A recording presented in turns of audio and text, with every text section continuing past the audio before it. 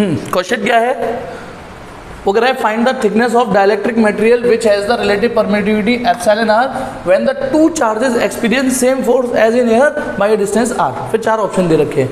Question समझते हैं पहले। क्वेश्चन ये है कि यदि हमारे पास, पहली सिचुएशन, क्वेश्चन को समझते हैं कि यदि 2 चार्ज हमारे पास एयर में हो, 2 चार्ज हमारे पास एयर में हो, ठीक है, तो बताइए इनके बीच में यदि हम फोर्स निकालते तो ऐसे तो निकालते 1/4 pi epsilon not Q1 Q2 upon R square, यही तो लगती फोर्स। अब वो ये कह रहा है सीन यानी केस फर्स्ट, अब वो जो सीन सेकंड कह रहा है वो ये कह रहा है कि हम इनके बीच में डाइलेक्ट्रिक रखेंगे, डाइलेक्ट्रिक रखेंगे, कह रहा है वो डाइलेक्ट्रिक रखेंगे।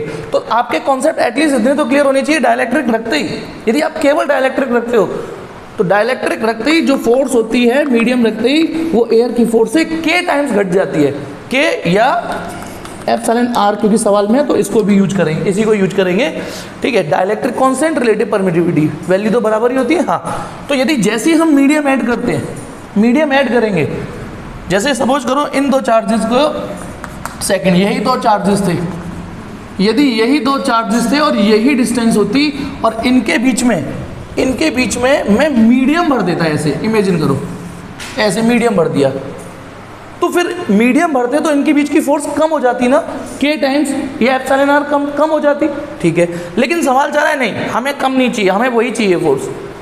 हम चाहते हैं कि हम डाइलेक्ट्रिक डाल भी दें और फोर्स कम भी ना हो, डाइलेक्ट्रिक डाल भी दें, फोर्स कम भी ना हो। ऐसे कैसे हो जाएगा भाई? हाँ, हो सकता है कि आप एक काम करो, अब जैसे क्योंकि देखो जैसे मैं डाइलेक्ट्रिक डालूंगा तो फोर्स का जो फॉर्मूला यूज होगा वो होगा 1/4 pi epsilon not k Q1 Q2 upon R square, यही तो यूज होगा, या एप्सिलॉन यूज होगा, ऐसे समझ लो, चलो ये यूज होगा। अब क्योंकि ये वैल्यू बढ़ चुकी है तो फोर्स तो घट जाएगी, ये तो फोर्स घट जाएगी ना, नहीं फोर्स। अब यदि ये फैक्टर फोर्स को घटा रहा है, Q1 Q2 हमें छेड़ने नहीं है, तो एक चीज हो सकती है कि आप इन डाइलेक्ट्रिक भर रहे हो, आप चार्जों को पास ले आओ, माना ये थिकनेस T कर दिया अपने, मतलब चार्जेस के बीच की डिस्टेंस चेंज कर दो, क्योंकि देखो ये क्या कर रहा है, ये फैक्टर इस फोर्स को घटाएगा। कोई बात नहीं, इसमें कुछ चेंजेस कर दे, तू कलेश कर रहा है, तू खराब कर रहा है, मैं उसको संभाल लूंगा, तू बिगाड़ रहा है मैं संभाल लूंगा, क्योंकि सवाल चाह रहा है, एक्चुअली सवाल चाह रहा है कि हम डाइलेक्ट्रिक मीडियम रख भी दें और फोर्स उनके बीच की चेंज भी ना हो। तो अब जो फॉर्मूला लगेगा, अब वो लगेगा 1/4 pi epsilon Q1 Q2 R नहीं T स्क्वायर, ये लगेगा, क्योंकि उनके बीच की डिस्टेंस एडजस्ट करके और अकॉर्डिंग टू क्वेश्चन ये वाली फोर्स और ये वाली फोर्स हम बराबर चाहेंगे, क्योंकि क्वेश्चन क्या लिखा है, अब आप क्वेश्चन भी समझ गए होगी। वो ये चाह रहा है कि हम डाइलेक्ट्रिक भी डाल दें और उनके बीच की फोर्स की जो वैल्यू हो वो वही हो जो एयर में थी।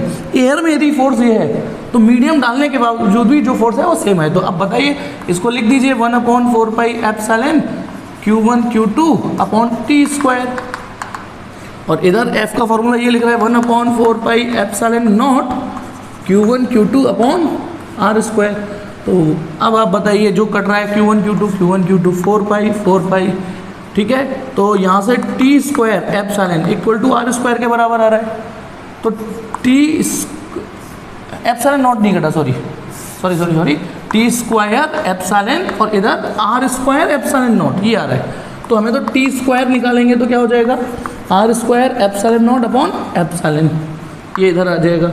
अब ध्यान रखना, जल्दबाजी मत करना, ये तो R स्क्वायर रहा, ये K नहीं हुआ, या एप्सिलॉन R नहीं हुआ, epsilon upon epsilon not K या एप्सिलॉन R होता है। ऊपर एप्सिलॉन होना चाहिए, नीचे एप्सिलॉन नॉट होना चाहिए, तब वो K होता है। लेकिन ये तो एप्सिलॉन नॉट है तो उसका उल्टा आएगा, यानी इसको क्या लिख सकते हो आप, 1/K डाइलेक्ट्रिक कांस्टेंट। लेकिन हमें आंसर एप्सिलॉन R के टर्म में लाना है तो इसे एप्सिलॉन R लिख लो।